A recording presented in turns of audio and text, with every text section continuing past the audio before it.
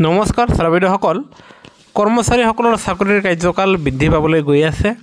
আৰু আমি আপোনালোকক ভিডিঅ'ৰ প্ৰথমতে ক'বলৈ ওলাইছোঁ যে এয়া অসমৰ চৰকাৰী কৰ্মচাৰীসকলৰ চাকৰিৰ কাৰ্যকাল বৃদ্ধি নহ'ব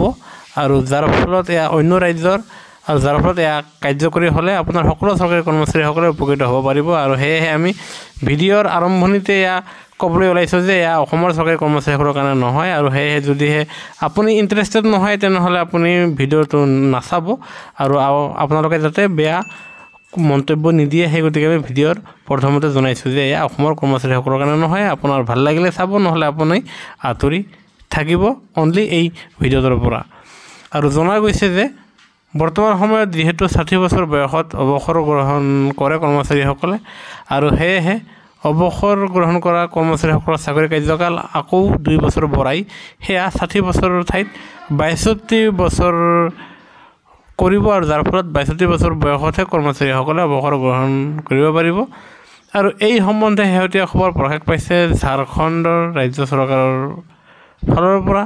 আৰু য'ত ঝাৰখণ্ড ৰাজ্য চৰকাৰৰ অধীনৰ কৰ্মচাৰীসকলৰ কাৰ্যকাল 2 বছৰ বঢ়াব পাৰে বুলি মুখ্যমন্ত্ৰী হেমন্ত চৰণৰ চৰকাৰে মন্ত্ৰী পৰিষদৰ সৈতে বৈঠকত মিলিত হ'ব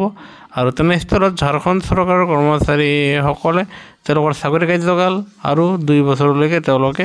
উপকৃত হ'ব পাৰিব আৰু যাৰ ফলত যদিহে ঝাৰখণ্ড ৰাজ্য চৰকাৰে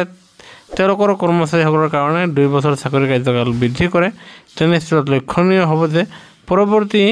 ভাৰতৰ আন ৰাজ্যৰ কৰ্মচাৰীসকলেও তেওঁলোকৰ চাকৰি কাৰ্যকাল 2 বছৰ বৃদ্ধি কৰাৰ কাৰণে নিশ্চয় আবেদন জনাব তেনেস্থলত লক্ষণীয় হ'ব যে অন্যান্য ৰাজ্য চৰকাৰে নাইবা কেন্দ্ৰীয় চৰকাৰে কি সিদ্ধান্ত লয় আৰু তেনেস্থলত কৰ্মচাৰীসকলে নিশ্চয় এক নতুন বাৰ্তা পাবলৈ সক্ষম হ'ব।